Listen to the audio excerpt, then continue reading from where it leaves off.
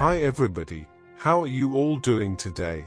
This is BA Bad One, and today, I have a video to show you about Ark Royal, the most busted CV in the game, tier for tier. Usually, British CVs have lower plane count than the other nations, like Hermes and Implacable, that attack with one less plane than other tech tree CVs. Ark Royal breaks this rule completely, as she has one more attack plane than same tier counterparts.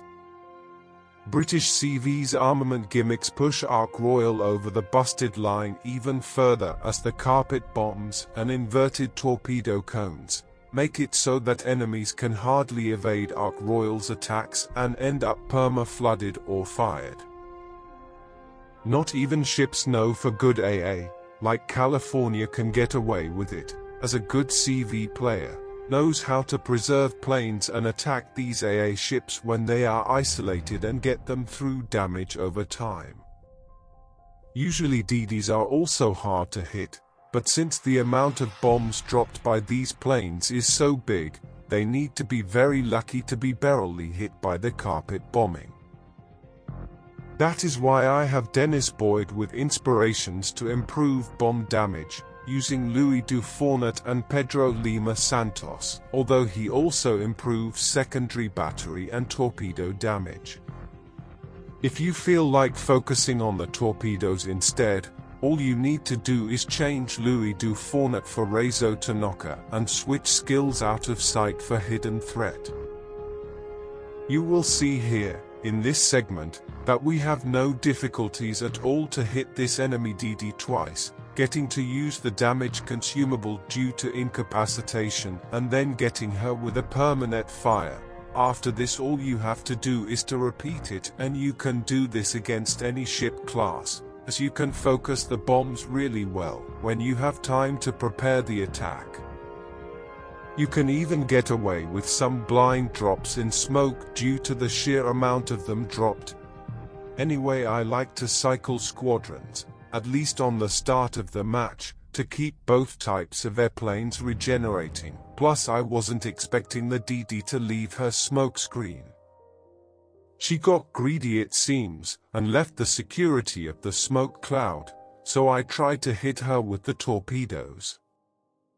By the way, don't forget to keep UCV moving at all times, as being closer to the front line means your planes will also have to travel a shorter distance to meet the enemy ships, plus you get some XP for distance traveled, in case you didn't know. As I activate the drop of the torpedoes, I am already too close to the enemy DD and don't give enough arming distance, but I still manage to hit her with one, also causing a flood. As she beaches herself, I turn the planes around to finish her. This time I have plenty of time to prepare the drop and end up taking her out, getting the first kill of the match and the first blood medal. Not much anyone could have done in this situation, showing why having a good number of attack planes, or at least launch torpedoes, can be very effective. By the way, I am playing in a division with some of my fleet teammates in this game, but we are using in-game communication, due to one of them using another console, but this can be done by any player, so being in a division is no excuse to having better win rates, as good players know what they are meant to do to help win matches and barely need any communication at all. If you look at the team rosters, you can even see that the red team had 2 divisions instead of just 1. But that won't stop us from having a pretty good game. You know, CVS are meant to help with the reconnaissance, and while some CVS may require team help to take out enemy destroyers, mainly the German ones, when they are using their AP bombers, because they will only overpenetrate destroyers, Ark Royal can single-handedly alone deal with any destroyer threat, due to the amount of ordnance they can drop. While we have none detected, however, the battleships are nice targets to rack some damage over time. They are easy to hit with bombs, and when using torpedoes, you can also always get a torp hit in their bow. If they are bow tanking, getting an easy flood due to the inverted torpedo launch cone, meaning they will converge, making it harder for enemies to dodge them. After that hit, you just need to do it again, or with bombs, to get a fire and just watch the damage numbers go up over time. While attacking, don't forget to lead your targets, as even bombs and torpedoes need time to drop and reach the target. You also need to start the attack run a little earlier to allow the planes to focus the ordnance and improve their accuracy. But remember, there is a timer on the attack run, so you can't start it too soon either, since you will have a cooldown after attack runs too. By the way, if you notice our team's positioning, our right flank is completely abandoned. One of the battleships we had there sunk and the other one fled the scene, so our team need to be extra careful for crossfires from that side. I have to try to finish this last enemy destroyer, and then I will be free to help spot those enemies at the flank, so we don't get surrounded. Being in the middle of a crossfire is a half ticket back to port. We are currently losing this battle due to the amount of sunk ships, and we have enemies very close to our base, meaning we are about to be behind on the base points, so action must be taken. Luckily, I managed to hit the enemy destroyer with blind fire while she was in the smoke, and my division mate takes out one of the enemy cruisers, putting us back on top, as far as ships and points go. He did a great job going to the base, to compensate for the earlier battleship that abandoned flank, allowing us to get back to getting points from our base, meaning I can now focus back on these enemies. Since the only enemy there is a cruiser and he is in a battleship, I expect he will have no trouble taking that enemy down.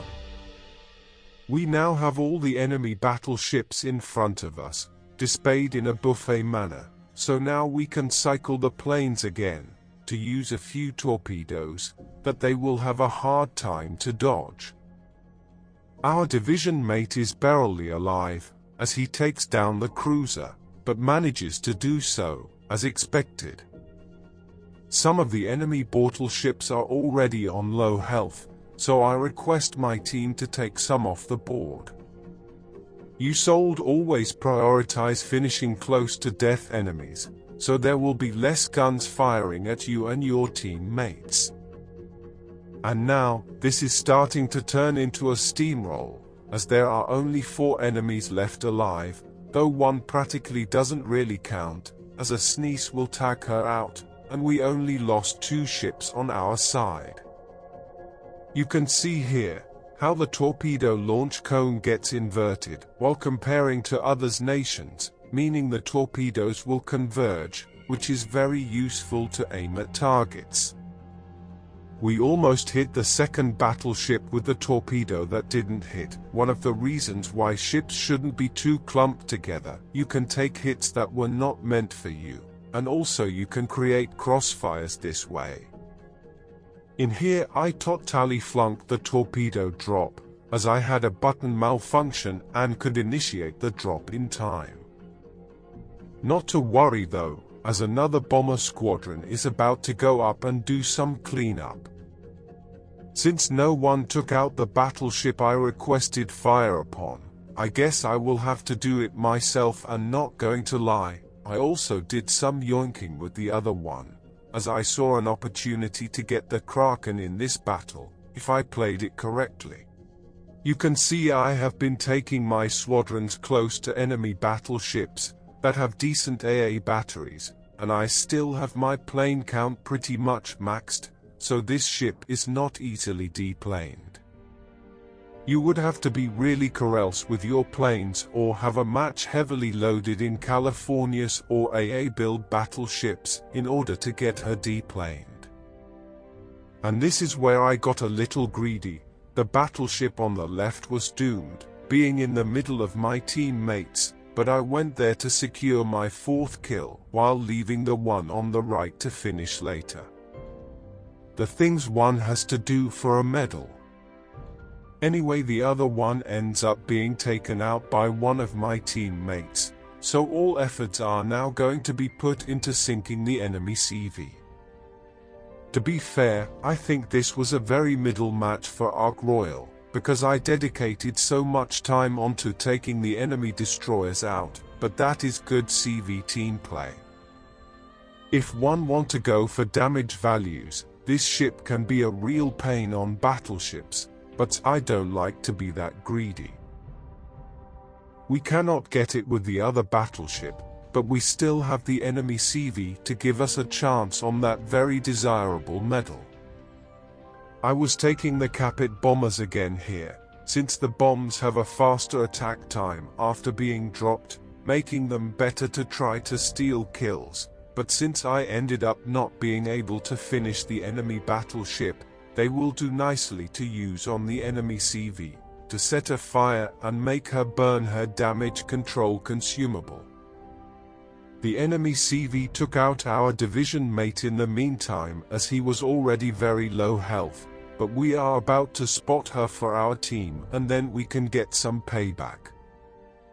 While we fly there, I would like to remind you to give this video a thumbs up in case you are enjoying it, and to subscribe to the channel if you haven't already, remembering to ring the bell if you don't want to miss on any new videos.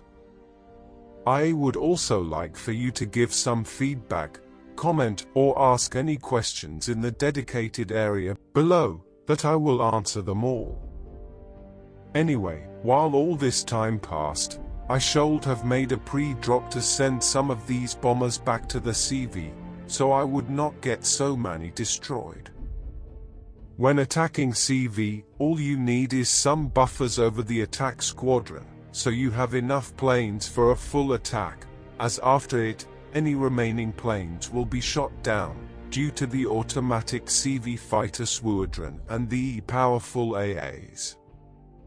Afterwards we head there again with our torpedo squadron, having put a fire on her with the previous squadron. Chances are that we can get a flood on her with this next attack. This time I did remember to pre-drop and conserve some planes. Torpedo bombers can attack from further distances too, so what I do sometimes is I pre-drop at the limit range of the torpedoes to the enemy, circle around and do a normal drop. If I can give the correct lead and time it right, it would be as if I was making 2 attacks at the same time, and this can also be made from different directions, creating yourself a crossfire. With the standard bombers you cannot use this tactic, so they really are just a one-drop show that requires more buffer planes, since the drop need to be made on top of the enemy. As we get the enemy CV detected again, I am just hopping none of my battleship teammates do one of those salvos that instantly take out the enemy CV, as I really need her to survive until my torpedoes hit her. I have so many games where I cannot get the 5th kill, even though I kind of request it, by telling my teammates to get back. It was a nice drop anyway, and we do get a permanent flood on the enemy CV, so as long as she is no longer spotted, the kill is secured and I can get the Kraken Unleashed medal, which I managed to get, and ends the battle. I hope you enjoyed it, even though it was not a massive damage game, but it also shows that good players matter more than having more divisions, since good players know what to do to help win matches. We are on top of the leaderboard on that one, so I hope you enjoyed it. That is all for today, so thank you for watching, good games and goodbye. Our team depends upon you. Much obliged, Commander. That's how it's done. Nice work. Good game, everyone. Bye, have a great time.